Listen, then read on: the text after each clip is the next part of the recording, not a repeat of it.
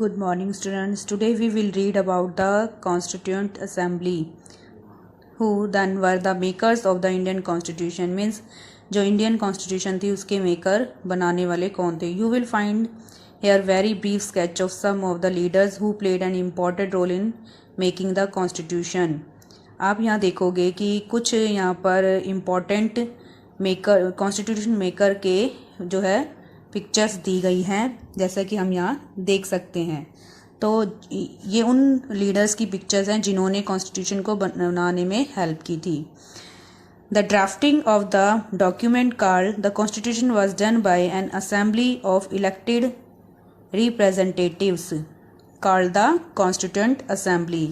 Means जो इस document को ड्राफ्ट करने वाली, जो एक कॉन्स्टिट्यूशन जो कि एक डॉक्यूमेंट था, इसे ड्राफ्ट करने वाली, इसे बनाने वाली जो है इलेक्टेड रिप्रेजेंटेटिव एक असेंबली जो चूज़ की गई थी, उस असेंबली को कॉन्स्टिट्यूएंट असेंबली कॉल किया गया. It is called the constituent assembly. Elections to the constituent assembly were held in July 1946. और इस असेंबली कॉन्स्टिट्यूएंट असेंबली के जो लीडर थे उनका इलेक्शन जो है जुलाई 1946 में हेल्ड किया गया. Its first meeting was held in December 1946. और इस कॉन्स्टिट्यूट असेंबली की जो फर्स्ट मीटिंग थी वो दिसंबर 1946 में सबसे पहले हेल्ड की गई. Soon after the country was divided into India and Pakistan. और जल्द ही जो कंट्री थी वो इंडिया और पाकिस्तान में डिवाइड हो गई.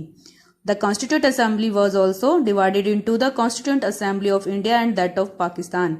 अब जब इंडिया और पाकिस्तान कंट्री टू पार्ट में डिवाइड हो गई, तो ये जो कॉन्स्टिट्यूएंट असेंबली थी इंडिपेंडेंट इंडिया कंट्री के लिए, जो एक कॉन्स्टिट्यूएंट असेंबली बनी थी, वो भी टू पार्ट में डिवाइड हो गई. One is India constituent assembly of India and the second of Pakistan constituent assembly of Pakistan. In two parties में वो डिवाइड हो गई. The Constituent Assembly that wrote the Indian Constitution had 299 members.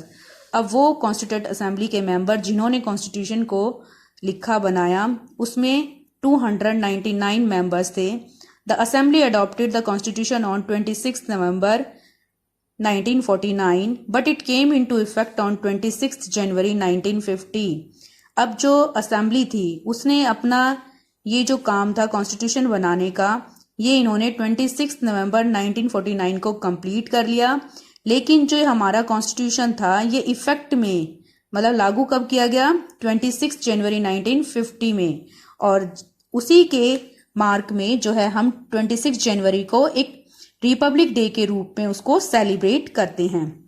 Y should we accept the constitution made by this assembly more than 50 years ago. अब हमारे सामने question आता है कि 50 ईयर्स अगो मतलब 50 ईयर्स पहले, इससे भी ज्यादा, मतलब मोर देन 50 ईयर्स अगो मतलब 50 ईयर्स से भी ज्यादा टाइम पीरियड पहले बने कॉन्स्टिट्यूशन को हम, मतलब इस असेंबली ने जो ये कॉन्स्टिट्यूशन 50 से भी ज्यादा साल पहले जो ये कॉन्स्टिट्यूशन बनाया, उसको उसे हमें क्यों एक्सेप्ट करना चाहिए. We have already noted one reason above. इसके बारे में हम एक वन रीजन जो है वो पहले भी नोट कर चुके हैं, डिस्कस कर चुके हैं. The constitution doesn't reflect the views of its members alone. अब जो ये कॉन्स्टिट्यूशन था सिर्फ ये उन कॉन्स्टिट्यूशन मेकर्स के व्यूज, उनके विचारों को ही सिर्फ जो है रिप्रेजेंट नहीं करता है, बल्कि it express the broad consensus of its time.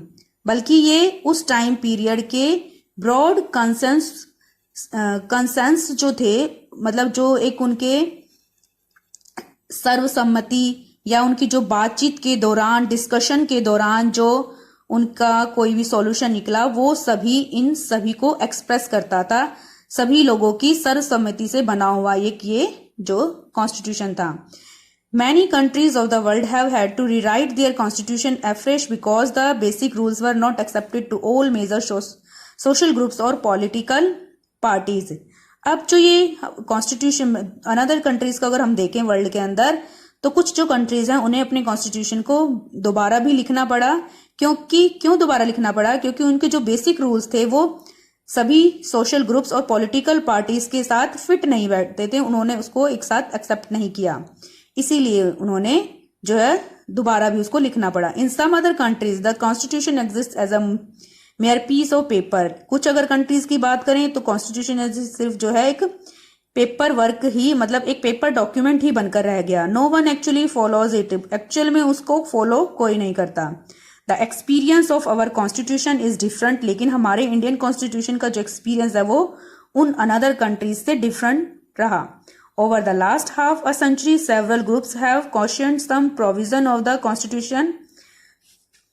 अगर हम देखें तो हमारा जो कॉन्स्टिट्यूशन है उसमें दिए गए जो भी प्रोविजन है उन पर कुछ जो है क्वेश्चनिंग किए गए, but no large social group और political party has ever question the legitimacy of the constitution itself. लेकिन मतलब कुछ लोगों को इश्यू तो उस पर रहा, लेकिन कोई भी सोशल ग्रुप या कोई भी पॉलिटिकल पार्टी जो एक लार्ज स्केल पर उसकी लेजिटिमेसी मीन्स उसकी वैलिडिटी, उसकी लीगल या उसकी वैधता पर कोई क्वेश्चनिंग नहीं करते कॉन्स्टिट्यूशन की।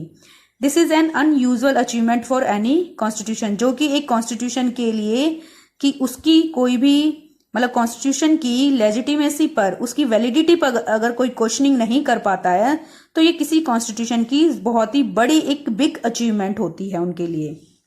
The second reason for accepting the constitution is that the constitution assembly represented the people of India.